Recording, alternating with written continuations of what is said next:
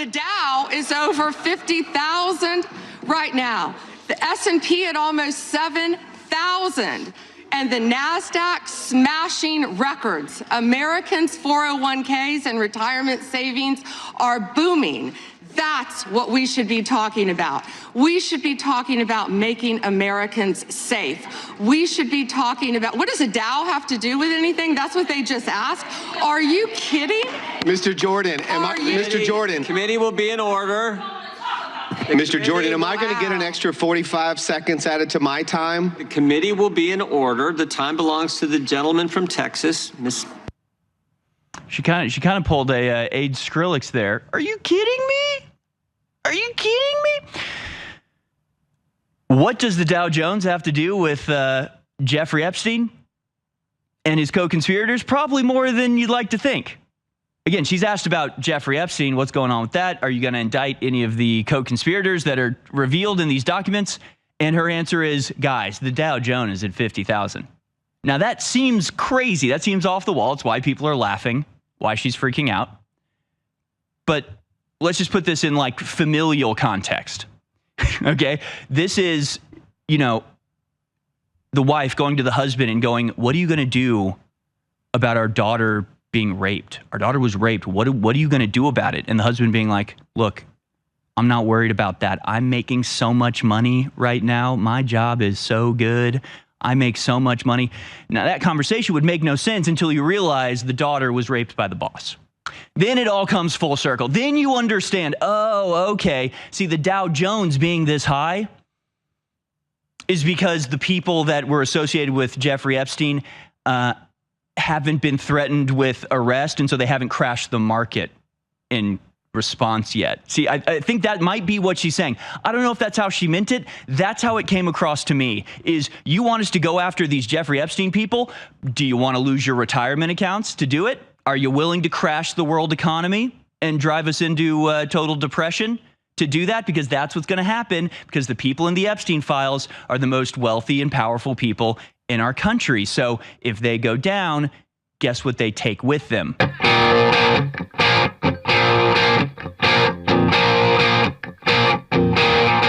But let's go to some of these clips from Pam Bondi where she's being asked about the Epstein files. It got a little contentious, not in a good way. And this is truly a bizarre situation to be in.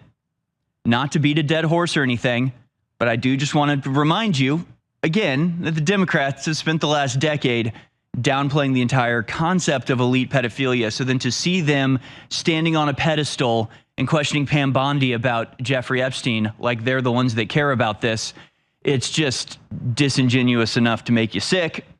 But let's go to some of these clips from Pam Bondi. Let's go to clip 44 here. AG Pam Bondi just revealed a massive win. Let's watch. The Department of Justice is committed to holding criminals accountable to the fullest extent of the law. In 2025, the FBI arrested over 1,700 child predators, a 10% increase from 2024. We also located 2,700 victims of child exploitation and shut down 3.8 million dark web pedophile accounts. 3.8 million. So please, if you have information to share that needs to be investigated, contact the FBI. Okay, not bad. Not a bad start. And of course, she's right. And even Axios and other liberal publications have to admit it. Violent crime plummets across major U.S. cities was their headline today from Axios.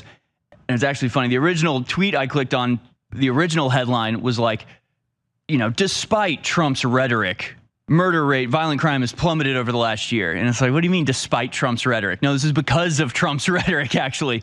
No, this is actually directly in line with Trump's rhetoric. What are you talking about? But essentially, they're trying to say that, all this talk about violent crime is overblown because look how much it's going down. It's like, no, it's going down like that because Trump has made it a priority, obviously. Violent crime dropped sharply across America's biggest cities in 2025, according to new data reviewed by Axios. The stats were yet another sign that violent crime in the U.S. was starkly different than what President Trump cited as his reason for sending federal troops to Chicago, Portland, Washington, D.C., Memphis, and other cities in California. Yeah, wrap your mind around the liberal worldview. It is just utter madness, pure, unrelenting madness.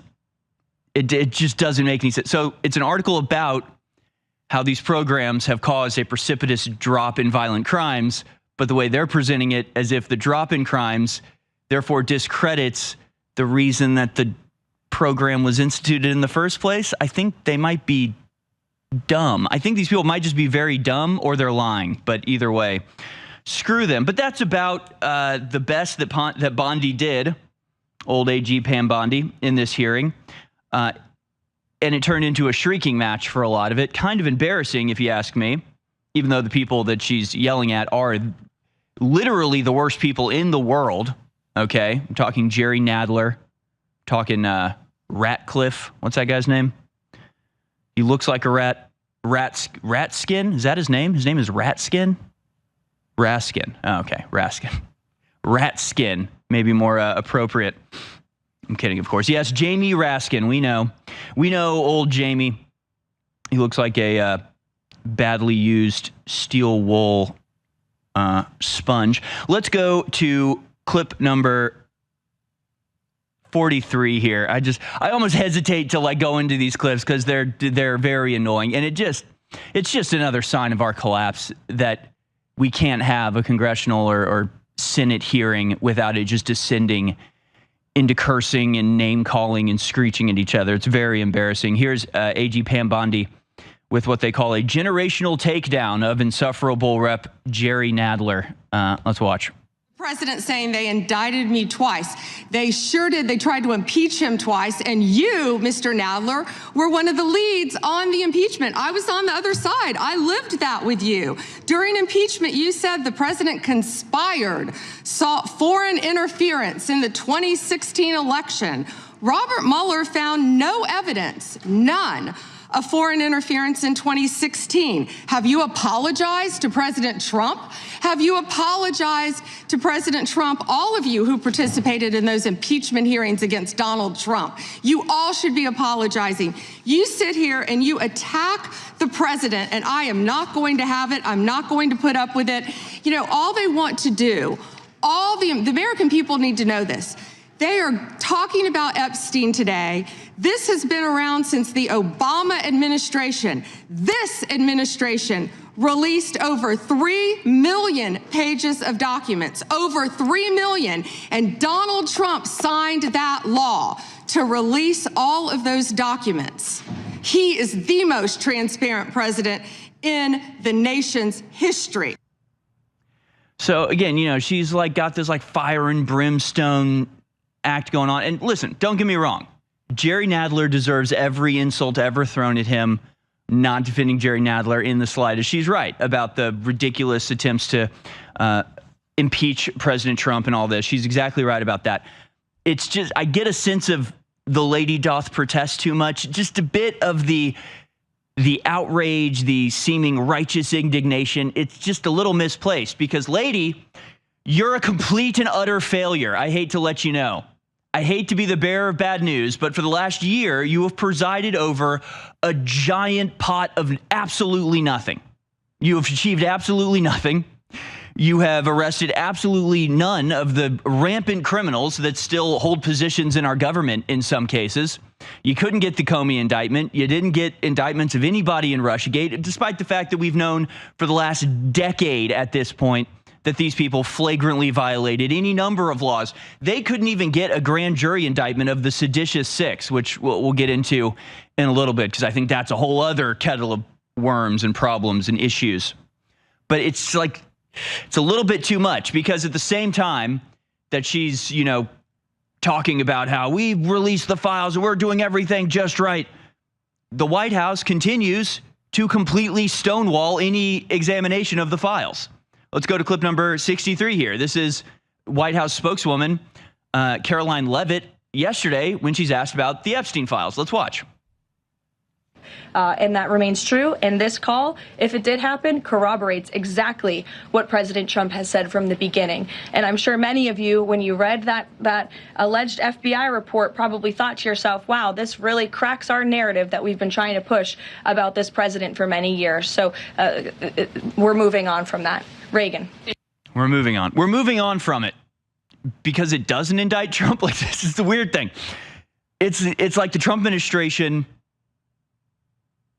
is like, okay, if it did indict Trump, would we be looking at it? Because so far, as I've seen, nothing in this indicts Trump. It indicts a lot of people around him. It indicts Howard Lutnick, who's sort of Trump's controller at this point. It indicts Marco Rubio to a large degree. It indicts a lot of the people in very close proximity to President Trump, but it actually exonerates Trump to a large degree. And yeah, Pam Bondi has her sticky mitts all over this. I mean, she was involved in the first Epstein, I don't even want to call it conviction, where they pretended to convict him and they said, okay, you got to go to jail, but only on the weekends and we'll give you a ride. It's just ridiculous. But she was involved in that from the very beginning. And she's been involved in a lot of these things. Now, just to, not to, go off the rails here, but I do want to remind you that Matt Gaetz was very much in favor of releasing the Epstein files. Matt Gaetz, if he was Attorney General, we probably would have had the Epstein files a year ago and we would have had convictions to go along with it. But unfortunately, he was suckered into a honeypot blackmail operation from an Israeli. Wait a second. I think I'm seeing a connection here. Matt Gaetz is not our Attorney General because he was subject to an Israeli sexual underage blackmail operation. And so we're not able to expose the documents about the worldwide Israeli blackmail underage sex operation. That's very convenient. It sort of solves its own issues in a way. Isn't that interesting? So I don't know anybody, literally nobody except for people being paid to. I don't know anybody that likes Pam Bondi. I don't know anybody that thinks she's doing a good job. I don't know anybody that likes her at all. She just sucks. She just really actually is terrible at her job or in on it. But she's not even good at that. At least somebody who was good at their job would give the impression that they're fighting, but she doesn't even do that. So she's not even good at not being good at her job. Does that make sense? Like Merrick Garland, Alejandro Mayorkas, they were really good at not being good at their job. They opened up the border, but every time you heard them talk, it sounded like they were very serious and nose to the grindstone and we're getting things done and we're doing things by the book. Meanwhile, Pam Bondi doing absolutely nothing and shrieking and flailing and yelling and screeching and calling people names. It's just pathetic. It honestly is pathetic. Do you want to go to some of the screeching, shall we? Shall we hear some of the screeching that our national government has descended into? Let's go to clip 47 here because this one is one of the ones that's going around of people going, what the hell is happening here? Why is Pam Bondi screeching about the stock market when she's asked a simple question about Epstein? But I actually don't think it's that out of off the wall or out of left field. I think actually the answer she gives is actually an answer to the question she's asked, believe it or not. So here's Pam Bondi. When she's asked about what's going on with Epstein, she goes into a shrieking tirade about the Dow Jones Index. Let's watch. The Dow is over 50,000 right now. The S&P at almost 7,000. And the NASDAQ smashing records. Americans' 401ks and retirement savings are booming. That's what we should be talking about. We should be talking about making Americans safe. We should be talking about, what does a Dow have to do with anything? That's what they just asked. Are you kidding? Mr. Jordan, Mr. Jordan. Committee will be in order. Mr. Jordan, am I going to get an extra 45 seconds added to my time? The committee will be in order. The time belongs to the gentleman from Texas, Miss. She kind of pulled a Ade Skrillex there. Are you kidding me? Are you kidding me? What does the Dow Jones have to do with Jeffrey Epstein and his co-conspirators? Probably more than you'd like to think. Again, she's asked about Jeffrey Epstein. What's going on with that? Are you going to indict any of the co-conspirators that are revealed in these documents? And her answer is, guys, the Dow Jones is at 50,000. Now, that seems crazy. That seems off the wall. It's why people are laughing, why she's freaking out. But let's just put this in familial context. Okay? This is you know, the wife going to the husband and going, what are you going to do about our daughter being raped? Our daughter was raped. What are you going to do about it? And the husband being like, look, I'm not worried about that. I'm making so much money right now. My job is so good. I make so much money. Now, that conversation would make no sense until you realize the daughter was raped by the boss. Then it all comes full circle. Then you understand, oh, okay. See, the Dow Jones being this high is because the people that were associated with Jeffrey Epstein haven't been threatened with arrest, and so they haven't crashed the market in response yet. See, I think that might be what she's saying. I don't know if that's how she meant it. That's how it came across to me, is you want us to go after these Jeffrey Epstein people? Do you want to lose your retirement accounts to do it? Are you willing to crash the world economy and drive us into total depression to do that? Because that's what's going to happen, because the people in the Epstein files are the most wealthy and powerful people in our country. So if they go down, guess what they take with them? The economy. Now, that's not actually true. You could actually systematically round these guys up, go to them individually, person to person, and go, look, you're going down for this, but you can help us to transfer your wealth, transfer your assets, help us to understand, the consequence of you going down, and then we'll make it easy for you. We can, have you be held. You can be a hero in this. You can actually be somebody that was willing to sacrifice all of their wealth and all of their influence to tell the truth. And in return, maybe you go to like a nice camp instead of a prison complex. Like, you can work with them. You could actually do that. You could actually systematically take these guys down and capture their wealth through the government. Like, we have inordinate ability to do that with the American government. They can do anything they want if they put their mind to it. So the whole concept that like, oh, if we expose the criminals, the economy crashes, and we can't do that, is a ridiculous excuse in the first place. But I'm pretty sure that's the excuse she was making right there. Now, I don't know, but it seems to me like when she's asked, why aren't you taking down the Jeffrey Epstein co-conspirators? And her response is, have you seen how high the stock market is? I don't think these are not related. I think they're very well related, actually. I think that's actually the argument that's being made inside the halls of power. We can't go after these guys. If we do, it'll ruin all of the incredible progress we've made. Giving the rapist money. Okay. I mean, again, the Dow Jones, the stock market, is not actually reflective of the conditions of life in America. And as American life has degraded precipitously, like gone down, well, you don't go down a cliff, do you? You go off of one. So as we have tumbled down the slope of quality of life over the last several decades, our stock market has risen in almost perfect proportion. So I don't actually care about what the stock market says. It seems to be reflective of something completely different than the quality of life and economic outlook of the average American person. So who cares? But these people do.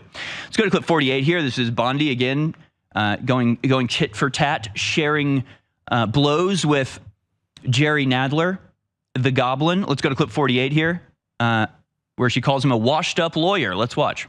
I mean, you can let her filibuster all day long, but not on our watch. Not on our time. No way. And I told you about that, Attorney General, before you started. You don't tell me. Yeah, I did tell you, because we saw what you did in the Senate. Lawyer, not even a lawyer. Committee will be in order. Time, and I should get back at least 45 seconds. We will give you a few more seconds. I said that already. 45 seconds. Okay. Like, it would be one thing if any of this was even remotely legitimate. Like, the whole thing is absurd because these people are shouting and yelling and demanding answers and acting with righteous indignation about something that they deliberately went out of their way to cover up for an entire decade. So their outrage isn't legitimate. Her outrage isn't legitimate. This is just a giant joke. This is a gigantic play-acting scam where everybody has completely switched sides from where they were a year ago, and yet are, yelling and screaming with exactly the same vociferousness that they were previously. The whole thing is ridiculous and absurd and has become a gigantic circus. And it's all nonsense. Like I've been saying for a long time, the comparison between Pam Bondi and somebody like Merrick Garland is not just because Merrick Garland knew how to play the game, knew how to present himself like a consummate professional, but like in a lot of ways, he was that consummate professional. And he did just do things behind the scenes. Pam Bondi will go out and give talks and appear on Fox News and, wave her papers around and act like she's getting to the bottom of it. She talks very tough.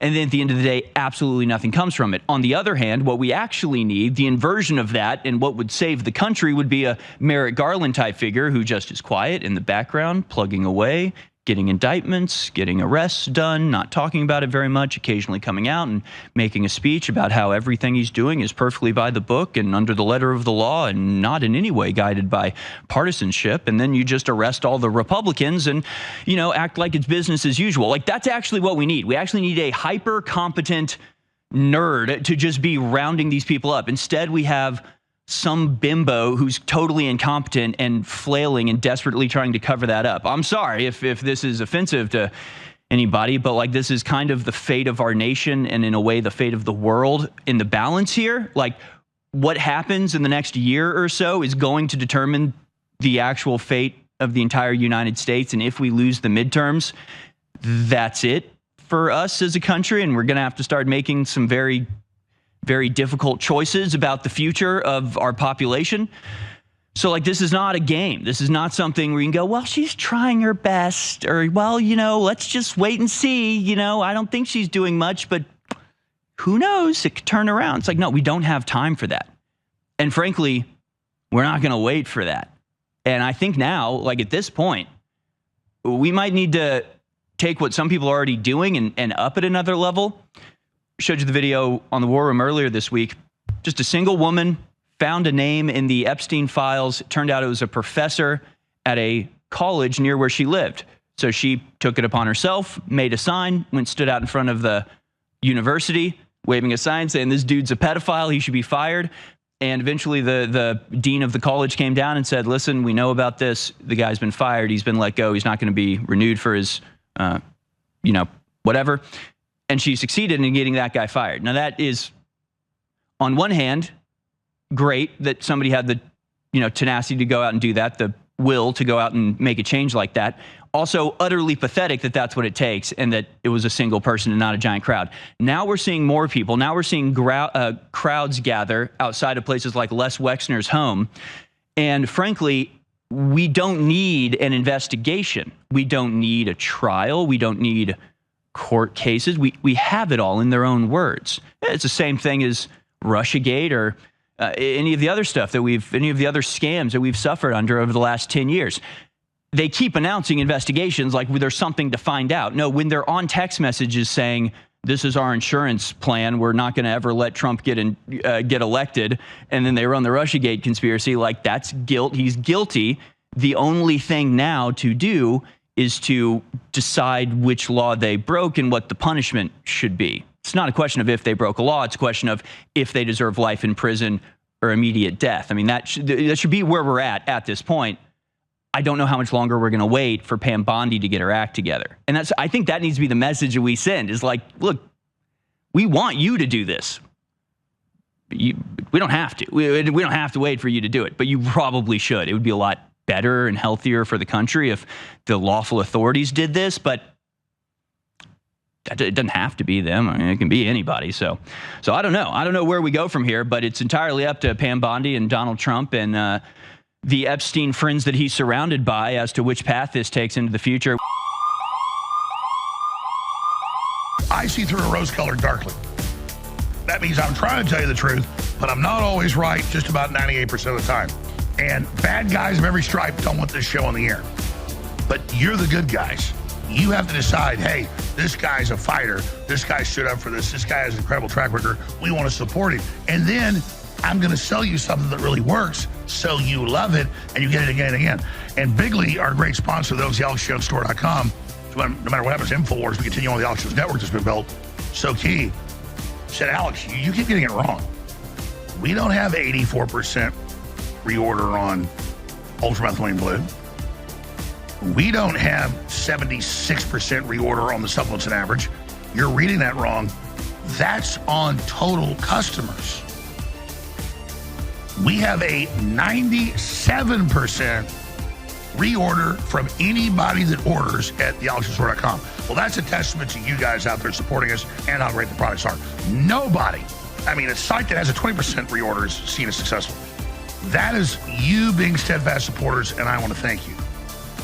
So we're running the biggest sale of the year right now, over 50% off on ultramethylene blue, on the bovine colostrum, on the new methylene red that's proprietary to us, on the Shilajit complex, the Irish sea moss, atomic defense, and more. But it's only running until next Monday. Got 6 days to take action. TheAlexJonesStore.com. Takes money to fight a war. We're fighting a war. Plus, the products are great. So please get yours now. Over 50% off, but it's an alert. Only a few days left. Thank you so much.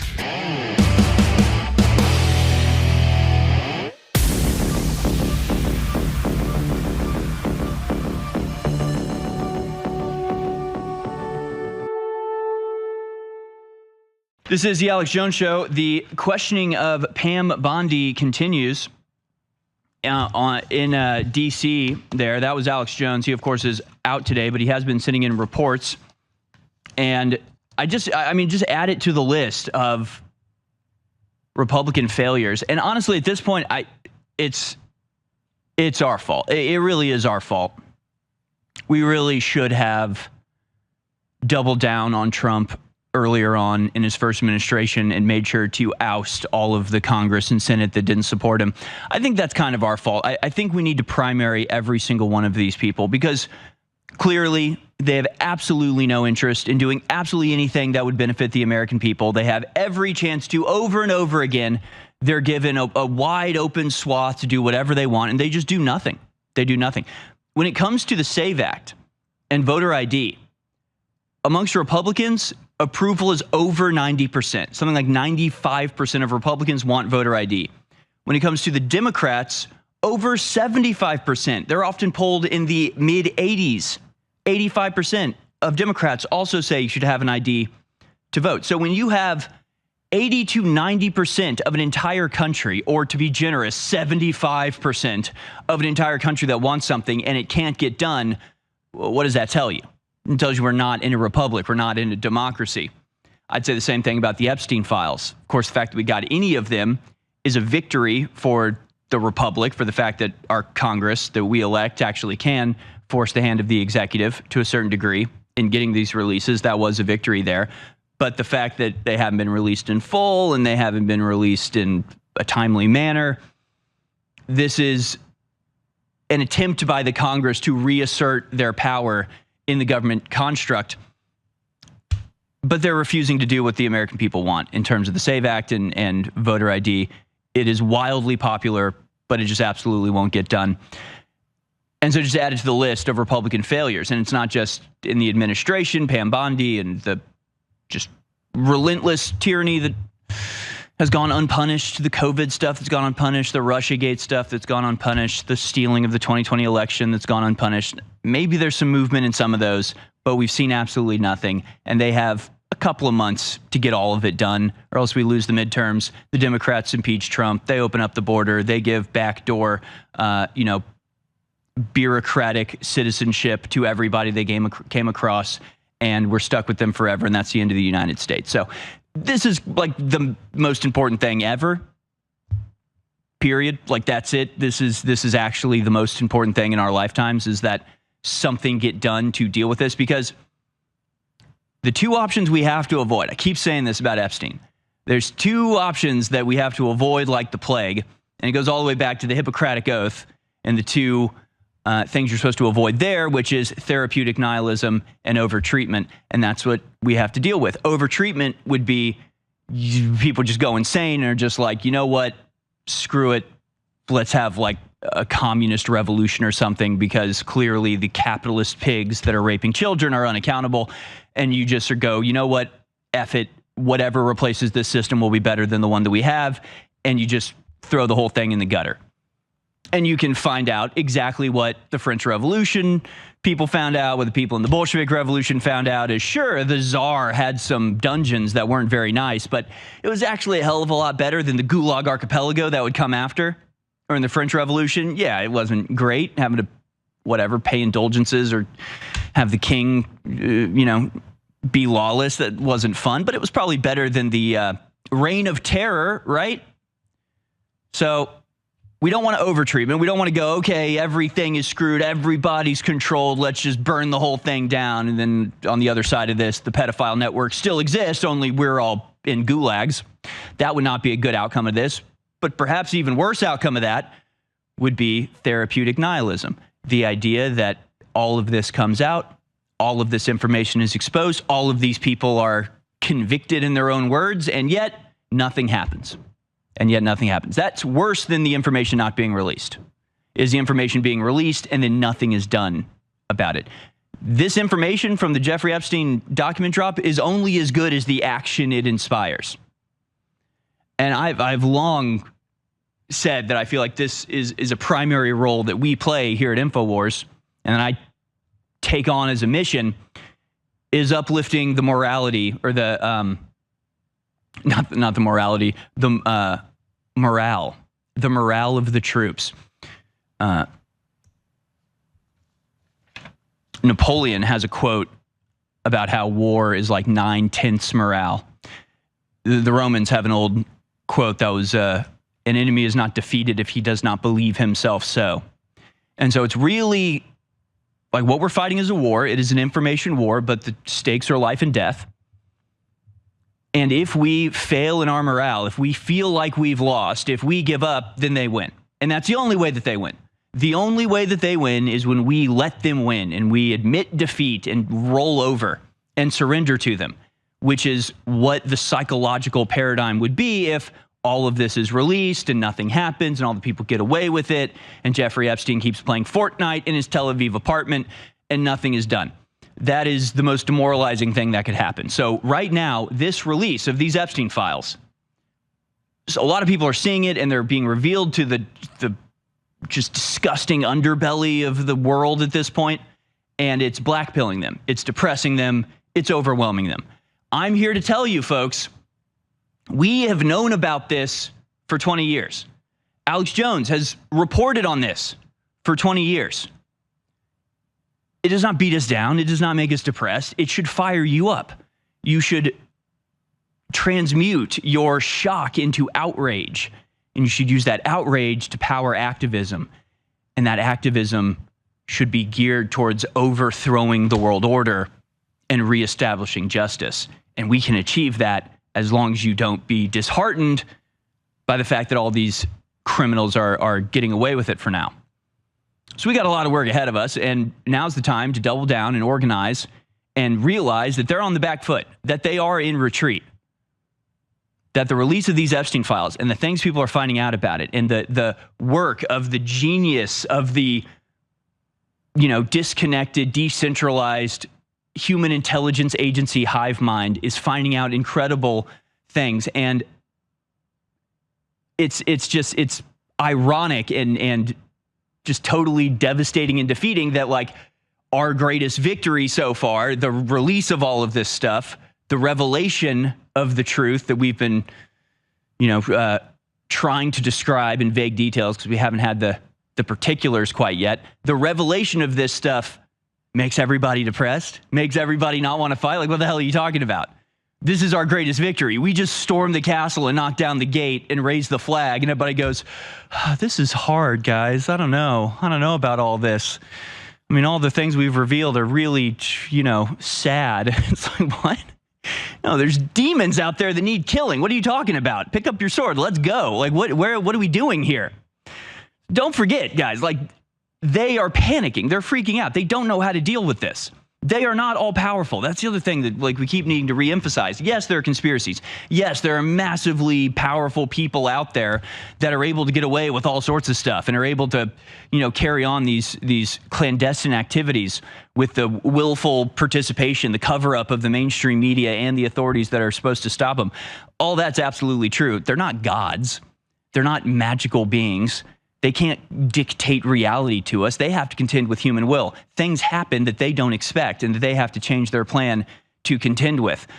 Don't be blackpilled at the fact that all of this is coming out. This is a major cause of celebration, not depression. Like, please, for the love of God, don't let our victory suddenly get transmuted by them into us accepting defeat that doesn't even exist. This is all so crazy. So Pam Bondi is still being questioned. She's been questioned by Epstein. She's questioning about Epstein by Massey now. Thomas Massey, of course, was the person who wrote this bill, got it across. Again, the way things work out is so strange, so bizarre. The fact that Trump was the guy and all of his people around him were saying they were going to release the Epstein files. They didn't do it. But then somehow you got Thomas Massey, the libertarian, like far right winger, combining with the left wing who think it's about Trump. So go along with the plan to open up the Epstein files thinking they're going to get Trump. And then it turns out in the Epstein files, it just shows that Trump blew the whistle on Epstein and was the reason he got arrested in the first place. It's just crazy how all this has worked out and how the roles keep flipping to complete inversion. It's just all so crazy. So let's go to these videos of Thomas Massey questioning Pam Bondi. We'll go to this first one. Bondi and Massey argue, but no answers come out. It's from Lord Bebo on X. Let's watch. I have several questions for you. Who's responsible? Are you able to track who in your organization made this massive failure and released the victims' names? Are you able to track who it was that obscured Les Wexner's name as a co-conspirator in an FBI document? Do you have that kind of accountability? I believe Wexner's name was listed more than 4,000 times. Yeah, I already told you that. This is where he's listed as a co-conspirator. Can I finish my answer? Come on, let me finish my answer. We corrected that within 40 minutes. He was already, you're acting like everybody's trying to cover up Wexner's name. Reclaiming my time. I'm going to answer this question. Reclaiming my time. Mr. Chairman. This is how this works. Can I have my time back? Mr. Chairman. The gentlelady can give her answer. The time belongs to the gentleman from Kentucky. All right, I'm reclaiming my time. Can I give my answer? So I'm going to put the language of the bill up on the screen. Chairman, may I give my answer on that? It's a political joke, and I need to give my answer on that. We'll let the Attorney General respond, and then the gentleman can move to his next question. It's my time. Within 40 minutes, you asked me a question. Within 40 minutes, Wexner's name was added back. Within 40 minutes of me catching you red-handed. There was one redaction out of over 4,700, and we invited you in. This guy has Trump derangement syndrome. He needs to get. You're a failed politician. You need to get on these matters. Mr. Chairman, please restore his time and remind the witness of the rules here. Man, she sucks. Man, she really sucks. She really sucks. I don't think I have anything more edifying to say than that. You have Trump derangements. Okay, so what happened is the law, as was written, said you're only allowed to censor or redact names for national security reasons, ongoing investigations, or because they're victims. They instead redacted names like Les Wexner, who was in the documents listed as a co-conspirator, and there's absolutely no justification for national security or any other reason. So they broke the law. So they redacted a name because they wanted to protect that person, not because it would be inappropriate to release his name. So they got caught. So Thomas Massey caught them, came out, announced this name that was redacted, that was Les Wexner. He's labeled as a co-conspirator. And then once he calls them out, it took them 40 minutes to go in and unredact that part. And she's acting like, for 40 minutes it happened. Well, no, it was a week, actually, a week in which his name was redacted until Thomas Massey called it out. And then it took you 40 minutes to, actually admit that you did wrong and replace it. She calls this Trump derangement syndrome. That's Trump derangement syndrome, which is funny because I don't hear Thomas Massey talk about Trump almost at all. I watch a lot of stuff with Thomas Massey. He kind of avoids the whole Trump topic as much as humanly possible. He'll bring it up when necessary. Meanwhile, Donald Trump gets invited to a prayer breakfast, and the first thing he says is like, Thomas Massey needs to go. Thomas Massey is an idiot. And it's like, there's only one person that seems to be obsessive about this relationship or have some sort of derangement syndrome around the other person, and it ain't Thomas Massey. So what are we doing here? Let's go to the next one. Should we just go to this longer one? We'll go to the full Massey questioning here. But before we do that, let's go to this quick video, because this is not Massey, but this is Ted Lieu, I think his name is. Let's go to the Ted Lieu video, and then we'll do the full Massey clip, but this is Ted Lieu asking about Prince Andrew, who's in the documents with very graphic pictures of him with women, as well as discussion. Seems like maybe Prince Andrew participated in a murder or two. Let's go to Pam Bondi.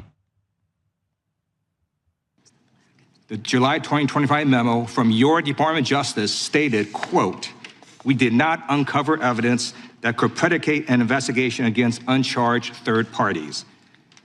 These two photos, please put the photos back up. These two photos staring you in the face are evidence of a crime and more than enough evidence to predicate an investigation against former Prince Andrew. So I ask you, Attorney General Pam Bondi, why did you shut down this investigation last July, and why have you not prosecuted former Prince Andrew? I don't believe you asked Merrick Garland these questions when he was Attorney General and set before. I agree with you. You twice. I'm reclaiming my time. Never I agree with mentioned you. I agree with you. During the Biden administration, I called for people looking at Epstein files. Merrick Garland dropped the ball, as did Attorney General Bill Barr, as did Alex Acosta, a whole string of failures. But you are in charge. You have the power to change things, to hold these men accountable, and you're doing the opposite. You're protecting them. Yeah, he's right. I mean, she's right, too. Obviously, they didn't care about the Epstein files under Merrick Garland. It wasn't a concern of theirs. They were busy going after Catholic parents who went to school board meetings and protested abortion clinics.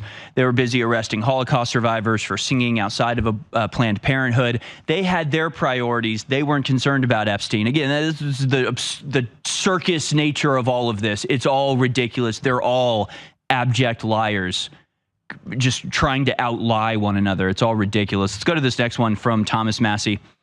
This one is 56 seconds long. Bondi, did you talk to about Epstein at all in the last 4 years? And this is Massey responding to sort of the same accusation. Why are you bringing this up now when you had 4 years under Merrick Garland? He had access to all of this. Why didn't it come up then? Let's watch. FBI.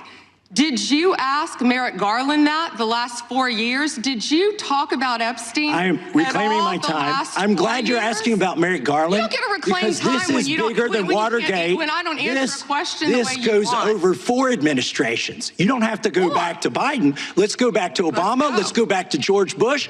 This cover-up spans decades, and you are responsible for this portion of it. And that's now, where the I want to know at what point did the FBI and the DOJ decide that Lex Wessner was not a co-conspirator? Because our Epstein Files Transparency Act requires you, please put it back on the screen, please, to release the internal decision about whether to prosecute him or not, and it's not in the files, and it's not in the files for any of these other men. Time of the gentleman has expired. May she answer? See, have y'all seen what's going on in the UK? Have y'all seen how the UK is responding to the Epstein files? Because what has come out in the UK about Peter Mandelson, Keir Starmer, and a few of the other, conspirators there, it's basically bringing down the entire UK government. It's forcing Starmer to resign. People have already resigned. There's investigations being launched. I mean, it's having a real impact there. And it's crazy because that should be happening to 10 times the degree here. Already, we're seeing Pam Bondi doesn't know what the hell she's doing. Thomas Massey there just completely destroys her. She's like, why didn't you ask Merrick Garland? He's like, okay, you can go to Merrick Garland. You can go to the, people under Bush and Obama. This goes back a while. And now you're here and you're now covering it up. So it's not an excuse to say, but they covered it up before me. Okay. So now you're in charge. Why are you covering it up? I'm not trying to give Merrick Garland a pass. Screw that guy. He should have been in prison for a while now, temporarily, until the real punishment can be delivered. That's my position on his traitorous activity. So I'm not defending him in the slightest, but yeah, she's the one covering it up now. So she's breaking the law, right? As Thomas Massey says, the law said you had to do this. You had to provide reasoning if you weren't going to charge them. They didn't do that. She broke the law. She's freaking out and refusing to answer questions. Meanwhile, Howard Lutnick has been proven to lie under oath about his connections to Jeffrey Epstein. Every single one of these people should be resigning in disgrace so we don't have to force them out. They don't have that humility. They don't have that respectability like people in the UK do. Why are we getting shown up by the people in the UK? Because everything is topsy-turvy nonsense retard world, and I can't make heads or tails of it. Let's go to this last clip of Massey and Pam Bondi squaring off once again. Chairman, behind me I have 3 documents from the DOJ production that are emblematic of the massive failure of the DOJ to comply with the Epstein Files Transparency Act. To my right is an email that was sent by the victim's lawyers to the DOJ. It was a list of names not to redact, a list of names not to release. What did the DOJ do with this email? They released this email in the document production. Literally the worst thing you could do to the survivors, you did. And they're getting phone calls. A lot of these people didn't want to be known. And we know you touched the document because you redacted one name and you redacted the lawyer's name, but you left the survivor's name there. The next document I want to show you, that was in the title, the victims' survivors' names, all right? The title of this one is Child Sex Trafficking, Co-Conspirators. Fully redacted. And by the way, I'm going to unredact them here. Les Wexner is in this. Now, your assistant your deputy physically ripping off the black bars that block him. Oh, well, he appears hundreds of times in the files. But he doesn't appear in this file until I forced you to release it, where he's listed as a co-conspirator, not to tax evasion, but to child sex trafficking. Not to prostitution, not to money laundering, child sex trafficking. And then finally, what we have here is the third exhibit that I have is emblematic of the FD 302 release. And of course, it's just completely blacked out. You get absolutely no information from the 302s. Those are the forms that the FBI fills out after they question somebody. So they blocked out all of the conspirators, but published all the names of the victims, literally the exact opposite of what they're supposed to do. It's beyond incompetence. It's deliberate malfeasance, in my opinion. We're going to continue into the second hour with Joey Pepperoni breaking down the Epstein list, but I have to remind you to go to thealexjonesstore.com. It's the only way that we stay on the air, the only way that we're able to actually continue this fight that we started 20 years ago against the pedophile satanic networks in this world.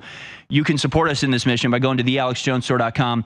50% off all supplement subscriptions today. So if you sign up for a regular delivery of a product, it guarantees that product is always going to be delivered to you, even if we sell out otherwise, and you get 50% off for signing up, thealexjonesstore.com. All right, I'm going to be very clear about this. I've done an hour and a half of live broadcasts and have not plugged one time. You're not going to get economic, cultural, military, spiritual analysis like this anywhere else. That's not a power trip. I've been blessed by God with the best crew, the best guests, the best intel, but it's up to you to boost this information. All I ask is that you share the live feeds, you share the articles. We get shut down early next month, which is, I haven't made the announcement yet, but this is it.